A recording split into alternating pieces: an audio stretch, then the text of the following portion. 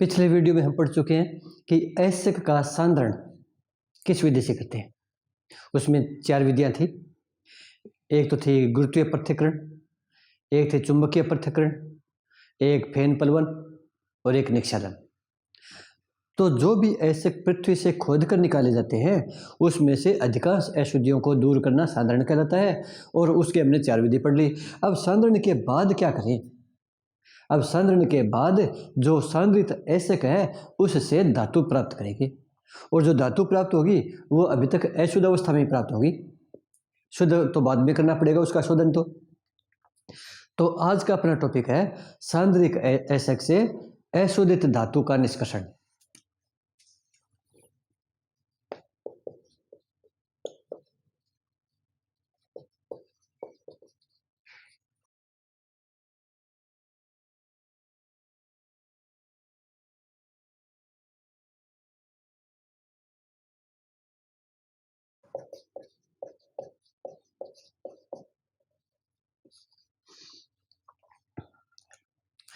तो आज का हम जो टॉपिक पढ़ेंगे उसमें धातु का निष्कर्षण हो जाएगा। और अपने कोर्स में जो ऐसे का निष्कर्षण है वो ज़्यादातर कार्बन के द्वारा अपचयन होता है, कार्बन या कार्बन मोनोऑक्साइड के साथ। बाकी अन्य धातुओं का अलग तरीके से करते हैं, लेकिन अपने जो कोर्स में होगा वो ज़्यादातर अपने पास उदाहरण कार्बन या कार्बन मोनोऑक्साइड के द्वारा धातु जो ऐसक है उसका सांद्रित जो ऐसक होगा उससे धातु कैसे प्राप्त करें। तो यहाँ मुख्य रूप से 2 पद होंगे। पहला तो होगा कि जो सांद्रित ऐसक है उसका ऑक्साइड में परिवर्तन हो जाए। या तो ऑक्साइड है तो ठीक है, अगर ऑक्साइड नहीं है तो उसको ऑक्साइड में बदल ले। और दूसरा है फिर ऑक्साइड जो ऐसक है उसकी ऑक्सीजन को हटा दे, धातु प्राप्त कर ले। और ऑक्सीजन का हटना अपचयन कहलाता है। तो यहाँ पर ये भी कह सकते हैं कि ऑक्साइड का धातु में अपचयन। तो यहाँ 2 पद है।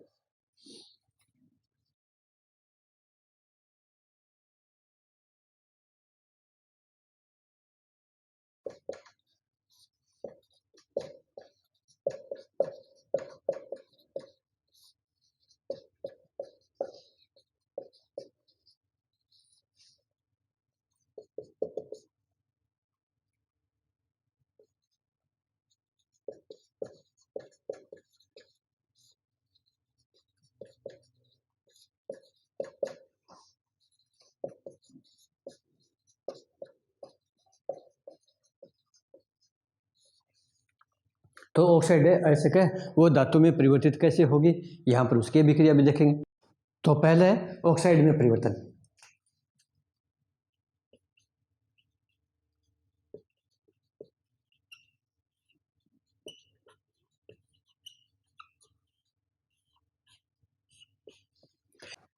तो किसी भी सांद्रित ऐसक को ऑक्साइड में परिवर्तन के लिए क्या करना पड़ेगा? वह यहाँ पर हमारे पास 2 पद होंगे। साथ में वो देखना पड़ता है कि जो ऐसक है वो किस रूप में है। यदि कार्बोनेट, हाइड्रोक्साइड और ऑक्साइड के रूप में है तो निस्तापन करना पड़ता है उसे वायु की अनुपस्थिति में, और उसके ऐसक के गलनांक से नीचे ताप तक गर्म करना पड़ता है। और अगर सल्फाइड ऐसक है या कोई और दूसरा है तो उसको भर्जन करना पड़ता है, रोस्टिंग। उसे वायु की उपस्थिति में गर्म किया जाता है। तो यहाँ पर 2 बातें ध्यान रखनी होती है, एक तो वायु की उपस्थिति और एक अनुपस्थिति। तो जब वायु की अनुपस्थिति में गर्म करते हैं तो उसको निस्तापन कहते हैं, कैल्सिनेशन। तो यहाँ पर पहला है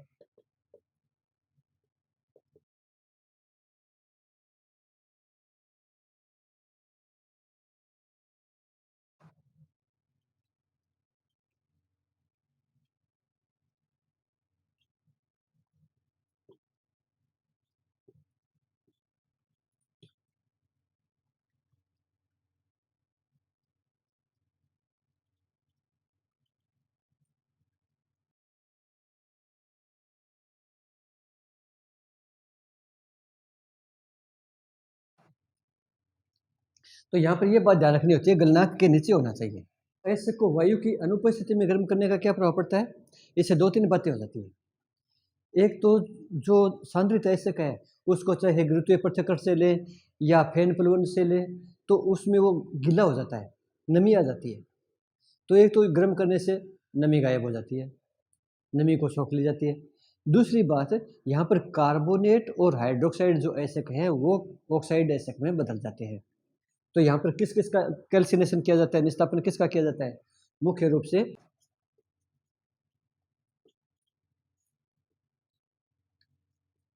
हाइड्रोक्साइड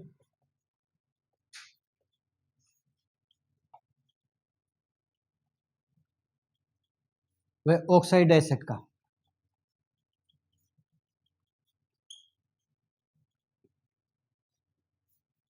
निस्तापन किया जाता है। तो निस्तापन से क्या फायदा होता है कि कार्बोनेट है वो ऑक्साइड में बदल जाता है, हाइड्रोक्साइड है वो ऑक्साइड में बदल जाता है, ऑक्साइड है ही। तो इससे क्या फायदा हो गया, इसमें नमी है वो दूर हो जाती है।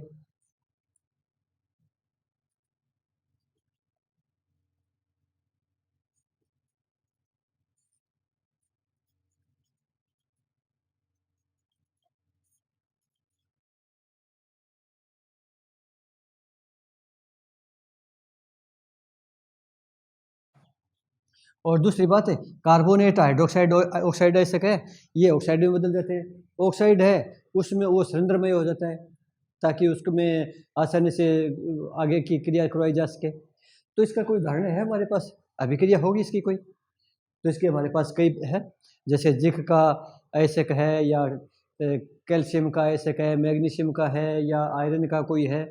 तो दो तीन उदाहरण ले रहे हैं हम। जैसे एक ये रहा, ये कार्बोनेट एसिड है। तो कार्बोनेट एसिड इसको वायु की अनुपस्थिति में गर्म करेंगे, इसका निस्तापन करेंगे, तो इसमें से CO2 गैस बाहर निकल जाती है। तो फिर से रह जाता है जिंक ऑक्साइड, ये रहा। तो कार्बोनेट ऑक्साइड में बदल गया। इसी प्रकार अगर कैल्शियम कार्बोनेट, मैग्नीशियम कार्बोनेट का ये जो एसिड है, इसको गर्म करेंगे तो कैल्शियम ऑक्साइड, मैग्नीशियम ऑक्साइड और CO2 बनेगा। इसमें भी इससे भी कार्बन डाइऑक्साइड निकल जाएगी, यहाँ से भी CO2 निकल जाएगी, दोनों के ऑक्साइड बन जाएंगे। और यदि खुद ऑक्साइड एसिड है कोई, तो जैसे हेमाटाइट है, हेमाटाइट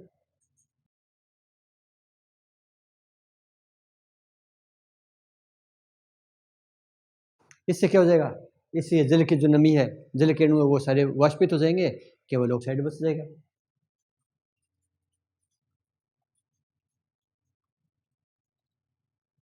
तो ये तो कहलाता है निस्तापन। तो निस्तापन में एसिड को वायु की अनुपस्थिति में गर्म किया जाता है। अब है वर्जन दूसरा,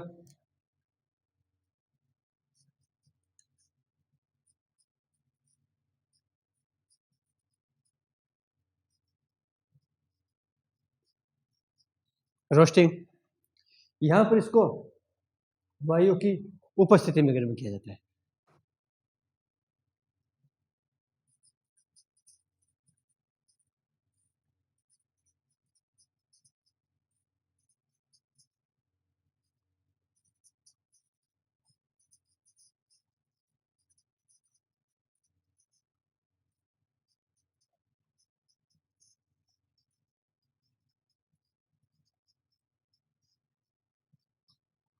किसका किया जाता है, कौन से एसिड का? ज़्यादातर सल्फाइड एसिड का। यहाँ अपने जो कोर्स की बात है वो सल्फाइड एसिड सबसे ज़्यादा है अपने कोर्स में। तो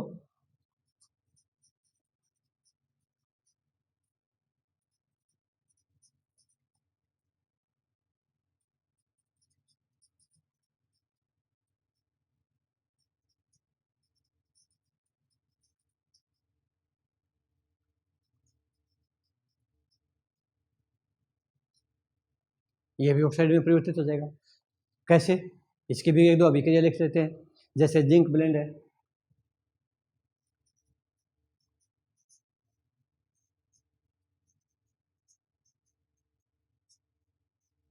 ये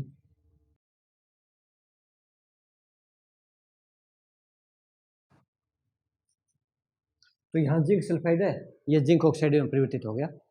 इसको ऑक्सीजन की उपस्थिति में गर्म किया है तो ऑक्साइड बन गया। तो सल्फाइड ऑक्साइड में बदल गया। कोई भी ले सकते हैं, लेड सल्फाइड का हो, कॉपर सल्फाइड हो, आयरन सल्फाइड हो, कोई भी उदाहरण यहाँ पर ले सकते हैं। जैसे अपने कोर्स में एक और है, ये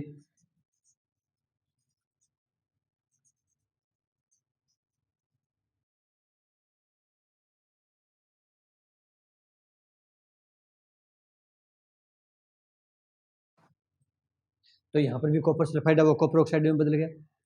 तो इसमें पहला तो पद होता है धातु निष्कर्षण का कि कोई भी ऐसे है उसको ऑक्साइड में बदले।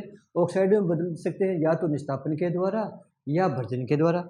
निस्तापन में उसको ऐसे को अकेले को गर्म किया जाता है बिना ऑक्सीजन के, और इसको वायु की उपस्थिति में गर्म किया जाता है।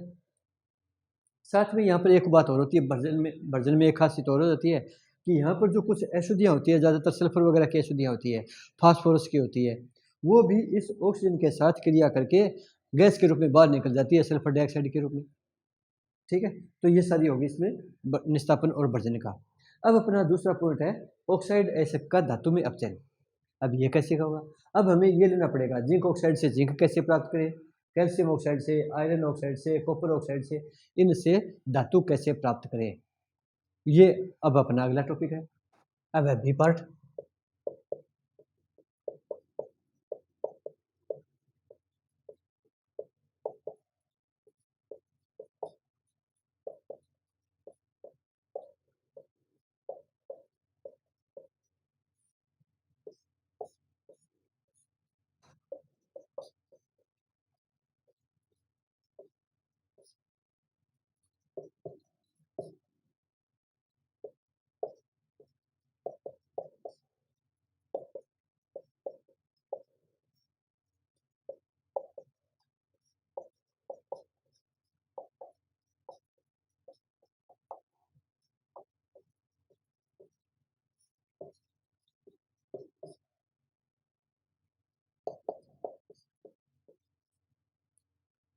तो हमें कार्बन कब काम में लेना है, कार्बन मोनोऑक्साइड कब काम में लेनी है, इसके लिए हमें एक आरेख खींचना पड़ता है जिसे एलिंगम आरेख कहते हैं। उससे हमें काफ़ी मात्रा में पता लग जाता है, सही ढंग से पता लग जाता है, अनुमान हो जाता है कि इस धातु के ऑक्साइड का अपचयन करने के लिए कार्बन की आवश्यकता पड़ेगी या कार्बन मोनोऑक्साइड की आवश्यकता पड़ेगी। एलिंगम आरेख है वो गिब्स मुक्त ऊर्जा और ताप के बीच में एक ग्राफ खींचा गया है जिसमें लगभग हर एक धातु की ऑक्सीजन से क्रिया करवा के धातु ऑक्साइड बताया गया है। तो धातु की क्रिया से धातु ऑक्साइड बनाकर डेल्टा जी और टी के बीच में ग्राफ खींचा। उसमें ग्राफ कैसा आया, और कार्बन से कार्बन डाइऑक्साइड, कार्बन से कार्बन मोनोऑक्साइड, कार्बन मोनोऑक्साइड से कार्बन डाइऑक्साइड, उसका भी ग्राफ खींचा गया। फिर इनकी तुलना एक धातु ऑक्साइड की एक कार्बन ऑक्साइड की तुलना की जाती है। उससे हमें स्पष्ट पता लग जाता है कि इस धातु ऑक्साइड का अपचयन कार्बन के द्वारा होगा या कार्बन मोनोऑक्साइड के द्वारा होगा, और होगा तो कितने ताप पर होगा, कम से कम कितना ताप रखना पड़ेगा। ये इसके संबंधित एक पूरा वीडियो मैं बना रहा हूँ, वो आप देखना एलिंगम आरेख का। उसमें बहुत ही बढ़िया चीज़ है, एलिंगम आरेख में हमें समझने को मिलेगी, तो उसको जरूर देखना। और उसी के आधार पर हम इसी चैप्टर में जो लोहे का निष्कर्षण करेंगे उसी को काम में लेंगे। जिंक ऑक्साइड का से जिंक है उसमें भी उसको काम में लेते हैं। तो ये सारी बातें होंगी इसमें। तो इसमें होता क्या है कि धातु का जो भी ऑक्साइड है उसका कार्बन या कार्बन मोनोऑक्साइड के द्वारा अपचयन किया जाता है। कैसे होगा? कोई भी धातु का ऑक्साइड मान लिया, तो कोई भी हो सकता है, तो M मान ली, ऑक्साइड हो गया O, तो ये तो कोई भी सूत्र हो सकता है। इस कारण इसको यहाँ पर X लगा देते हैं, यहाँ Y लगा देते हैं, ये हो गया। अब ये कुछ भी सूत्र बन सकता है, वो निर्भर करेगा धातु कौन सी है। इसको कार्बन के साथ या कार्बन मोनोऑक्साइड के साथ इसका अपचयन करवाया जाता है। तो ये ऑक्सीजन इस कार्बन के साथ आ जाती है, इस धातु के ऑक्साइड में से ऑक्सीजन बाहर निकल जाती है, और ऑक्साइड में से ऑक्सीजन का बाहर निकलना अपचयन कहला जाता है। तो यहाँ से जब ऑक्सीजन बाहर निकल गई तो ये धातु बन गई और ये कार्बन मोनोऑक्साइड बन गई, ये ऑक्सीजन कार्बन के साथ आ गई। संतुलित करो समीकरण को, ये Y आ गई तो कार्बन के Y हो गए, M के X है। इसी प्रकार ये भी हो सकता है कि ये ऑक्सीजन इसके साथ मिलकर कार्बन डाइऑक्साइड बनाते, तो ये M रह जाएगा। तो अब ये अभिक्रिया आसानी से होगी या नहीं होगी वो निर्भर करता है गिब्स मुक्त ऊर्जा के अनुसार। तो इन सब के लिए डेल्टा जी का मान नेगेटिव होता है, और वो सारा हम एलिंगम आरेख में पढ़ेंगे।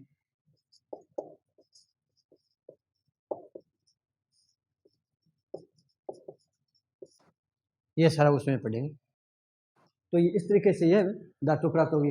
अब ये धातु ठोस अवस्था में भी हो सकती है और लिक्विड अवस्था में भी हो सकती है, और ये अशुद्ध है भी, ये अभी तक अशुद्ध है। इनके लिए जो भट्टी काम में लेंगे फर्नेस, वो कौन सी होगी, वो अलग अलग धातुओं के लिए अलग अलग है। जैसे लोहे के लिए वात्या भट्टी होती है, तांबे के लिए बेशेमर होती है। तो वो निर्भर करता है कौन सी है। हाँ, जो इससे पहले थोड़ी देर पहले बताया था भर्जन और निस्तापन का, वो ज़्यादातर परावर्तनी भट्टी में किया जाता है।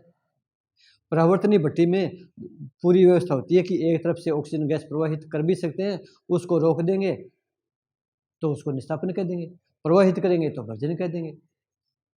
तो इस तरीके से ये धातु प्राप्त हो सकती है। अब अपना अगला जो लेक्चर होगा वो लोहे का निष्कर्षण।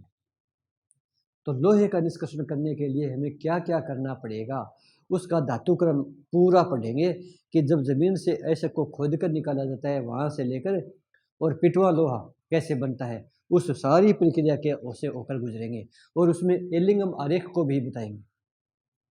हालांकि एलिंगम आरेख का पूरा एक वीडियो अलग बना रखा है, लेकिन यहाँ पर भी दोबारा उसका जिक्र करेंगे ताकि आपका रिवीजन हो जाए। तो इस वीडियो में तो आज इतना ही करेंगे। अब अगला जो अपना वीडियो होगा वो होगा लोहे का निष्कर्षण।